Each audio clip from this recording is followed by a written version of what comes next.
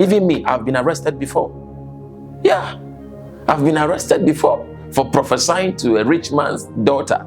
And the father came after me, the police came for me. Somebody say, huh? Yes, I've been arrested before. Yeah, I prophesied to one rich man's daughter. Yeah, about something that is about to happen to her. It's a long story, and I'll tell you another time. Wow, you know, we have about 21 minutes to go, and I have a lot to share with you, but let me just share this with you. So I can't remember, I think 2014 thereabout, and I was coming from a bank, or I was coming from somewhere. Then I saw a lady friend of mine with her best friend. So I told, they were planning to write something like 𝗏𝗏 in Africa. 𝗏𝗏 is for those who fail in secondary school and you want to go to university. There is an examination you can write. If you pass, then you can go to university. So she was about to write 𝗏𝗏. And when I look at her, then I prophesied to her that, hey, I see that you are planning to go and write 𝗏𝗏, but there's an issue I am seeing ahead. And you have to be very careful about certain decisions you make and certain things you do, because I am seeing in the realm of the spirit that your friend has gone to write the exam, but you didn't go to write the exam. I am seeing you in a police cell, like you are in a jail. Yeah, I am seeing that your friend has gone to write the exam, but you are in a place like a cell or jail. So pray about this prophecy and be very careful the things you do and the places you go. And she said, okay. Now she went home and crying to her parent that a prophet prophesied to her that she's going to jail. Now let's be very honest. This is somebody from a very rich family, but you know, she's not that very intelligent. She's from a very rich family, and the parent want her to go to university by all means, and she has failed so many times. And now she's writing 𝗏𝗏 about the third time so she can qualify to go to university. Yeah, and they sent her to the best 𝗏𝗏 school in Ghana. I forgot the name. And few days for her to go and write exam, a prophet has prophesied to her that he saw her in jail. You know, just imagine the heaviness of that prophecy. So she went home crying, telling the mother that she doesn't even want to learn anymore because of what the prophet said. And the father was like, who is that prophet who said God told him or God showed him that you, my daughter, you are going to jail? I want to see that prophet and deal with that prophet. So I was home one day and I heard a knocking at my door.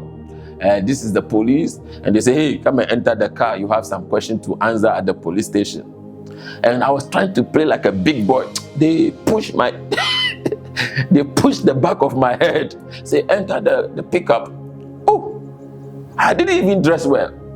So they forced me into the pickup, and I was like, officer, what happened? Oh, they said, when we get to the station, you will know what happened.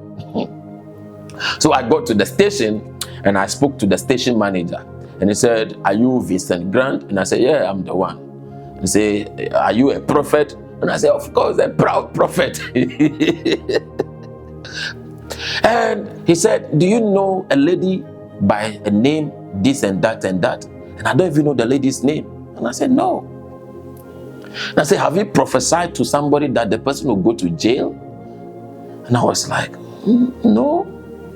Said, there was this lady that said you prophesy to her that during exam she will be in jail and she will not write the exam and blah, blah, blah, blah, blah. And I said, oh, I remember. But that is not how I prophesied. And the station manager or master said that, did you talk about jail? And I said, yeah. He said, you will be the one to go to the jail.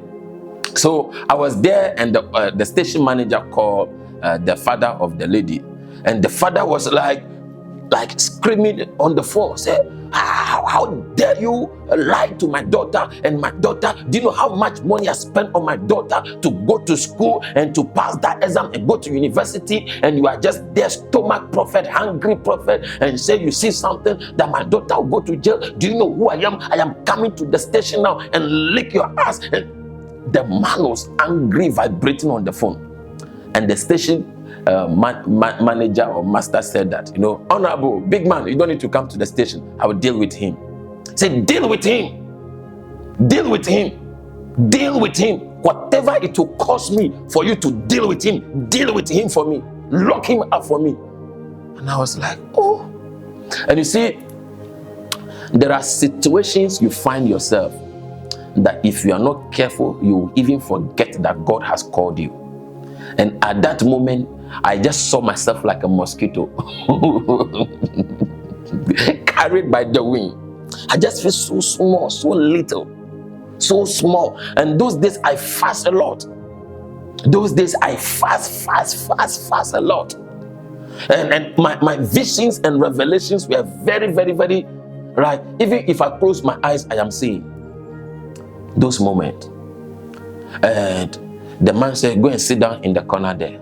And some women who are also in the police, and police officers were there, and they were insulting me. They said, when did God call you? How did God call you? Are you sure God called you, or you called God? Are you sure God called you, or you put the title on yourself? How do you become a prophet? Who made you a prophet? You know, they were throwing questions on me, insulting me and cursing me. Say, oh, you know, all these young people who are very lazy, you know, instead of you to go and get a job and be working, you want to go around lying to people that you are a prophet, collecting people's money, saying things God didn't tell you to say. Young people, instead of you to go and look for a job and be working, your mates are working, and you are here saying God has called you, very lazy. Oof. I heard all the insult I've never heard in my life that day. They threw it on me. So in the midst of the insult, I saw another vision again. So I told the station manager, and I said, sir, can you tell everybody to excuse us? I want to talk to you. And they said, share. What Jimmy and what she be?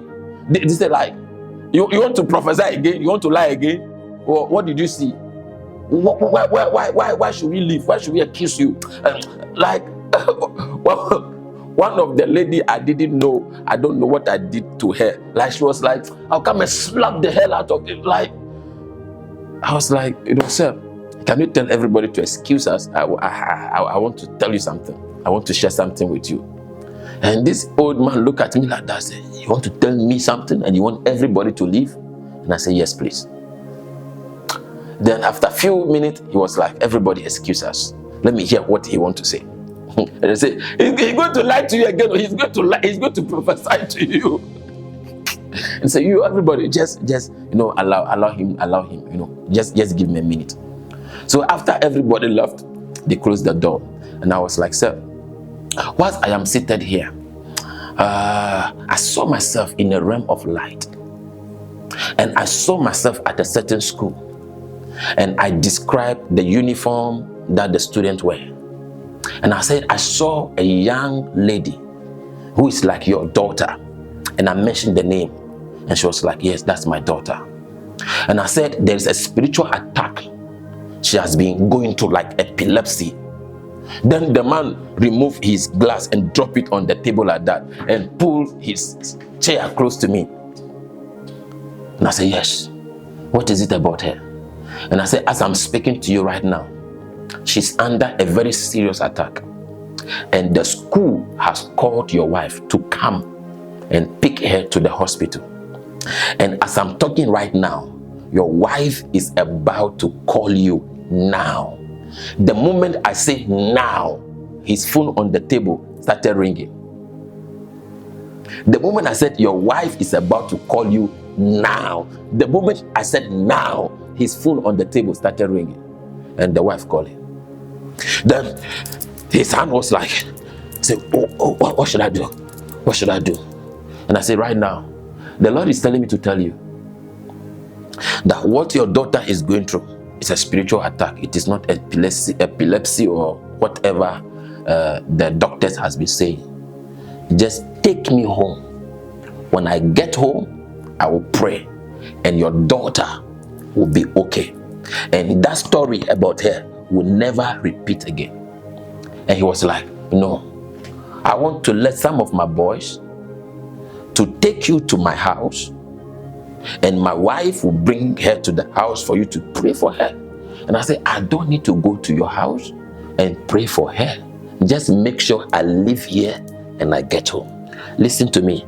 Sometime when prophecy puts you in trouble, prophecy will bring you out. Sometime when your gift puts you in trouble, it is the same gift that will bring you out. Hello? Sometimes when your gift, when your anointing, when prophecy puts you in trouble, it will take the same gift to bring you out.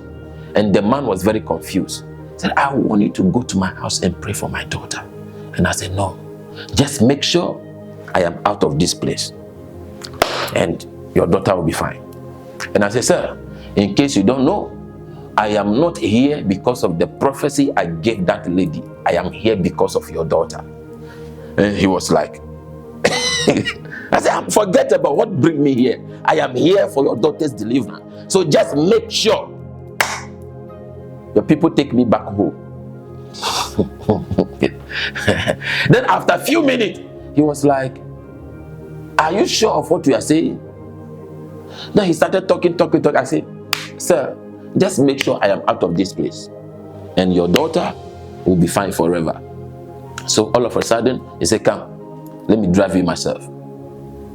Yeah. He said, I'm driving you to the school, then we go to the house for you to pray for my daughter, then I'll go and drop you home. And I said, no, you don't need to take me to the school, you don't need to take me to your house. Just take me to my house. When I get home, I will do the rest. And the man went and dropped me home. And that was the end. So it was later the same police officer who was the station manager or station officer called me. Yeah, he called me and said, Prophet of God, can you imagine what happened? And I said, what happened? Tell me. And he said that the lady I prophesied to that I saw her in jail has been has been arrested, and now he's at the police custody. And I said, what happened? And he said that the mother's money has been missing. The mother said anytime she puts some big money down, some of the money will be missing. Part of the money will be missing. And she used to believe that it's a spirit or a demon that has been stealing some of the money. And this time around, she put some big money down and all the money got missing. And the part of Africa I came from, if your money is missing or your property is missing or somebody stole anything from you, even if somebody stole your chicken or something small from you, even your shoe, you don't report it to the police.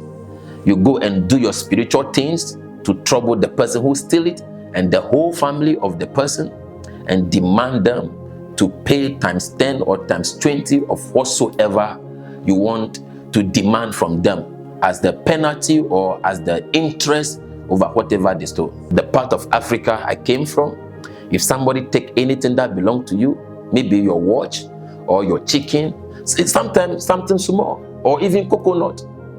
If somebody go and steal your coconut from your coconut tree, you don't report to police. People will make an announcement, they will make a public announcement to make an awareness that whoever climbed the coconut tree and steal the coconut should come out.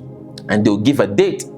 If the person didn't show up, that he or she is the one who stole the coconut, the person will do his or her spiritual things to trouble the person who stole the coconut, including the family of the person who stole the coconut.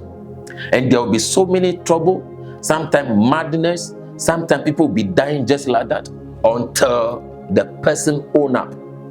And the family pay whatever the owner of the coconut tree demand for fire to cease. Yeah. So this time around, the woman lost big money. And she was like, this one, I believe it is not a spirit. And she said she's going to deal with it. And she started telling all the neighbors and making an awareness. And not knowing the daughter is the one who stole the money, gave it to her boyfriend to buy a taxi. Yeah. And she and the boyfriend were enjoying the money. So the boyfriend family suspect that something like that happened. And they talked to their son, and their son opened up. And that was when the boyfriend family came to the girlfriend family that, hey, your daughter is the one who stole the money and gave it to our son, and they bought a taxi, and the taxi is working for them. The mother was very mad and very angry and quickly called the police to come and arrest her.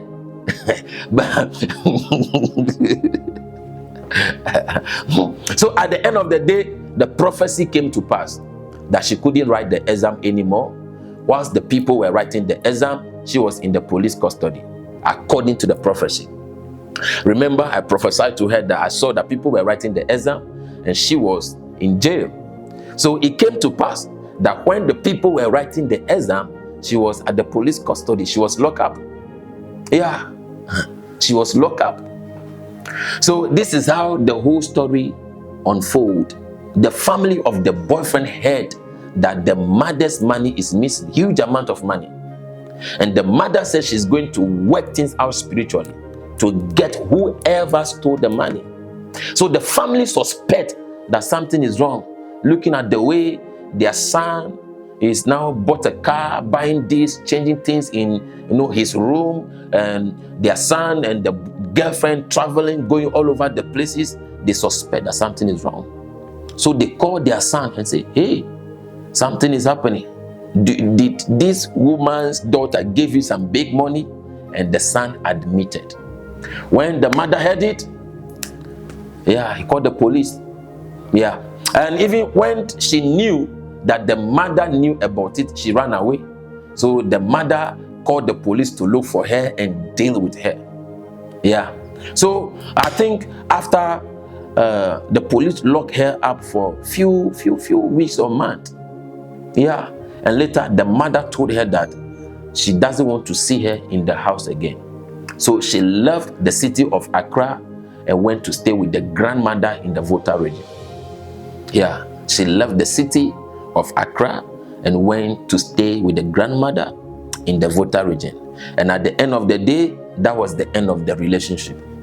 Yeah. She almost committed suicide because the guy broke up with her. Because of that incident, the family wanted the guy to stay away from her. And when she left the city of Accra, went to the grandmother, she was expecting the boyfriend would follow up, and the boyfriend just blocked and cut himself off from her. So that was how the whole story unfolded. So even though the police came for me, everything happened as I prophesied. As I prophesied. But the truth of the matter is that if I were to be prophesying to that lady today, I would have prophesied it differently. Yeah. If I were to be prophesying to that lady today, I would have prophesied it differently, knowing that she is about to write exam. I wouldn't have prophesied everything straightforward like that. Yeah, I would have discerned to see what is ahead and communicate it to her in a way she will understand, without even talking about police or going to jail. I would have taken my time to see ahead and advise her about stealing the mother's money. Yeah, that I would have done better. But I was very young and I just say it the way I see it. Yeah, and this is the mistake many of you coming in the prophetic make. Don't say it the way you see it. Take your time, meditate on it, apply wisdom to communicate. And you see, If you don't master your prophetic utterance, you will cause confusion in homes, confusion in families, confusion in marriages, confusion in relationship, just because of your prophecy. Your prophecies are going to cause a lot of controversies, confusions, misunderstanding. You will make people fight one another. People are going to do crazy things out of your prophecy. So you have to master prophetic utterance, wisdom in communicating your prophetic revelations. So I want us to continue reading.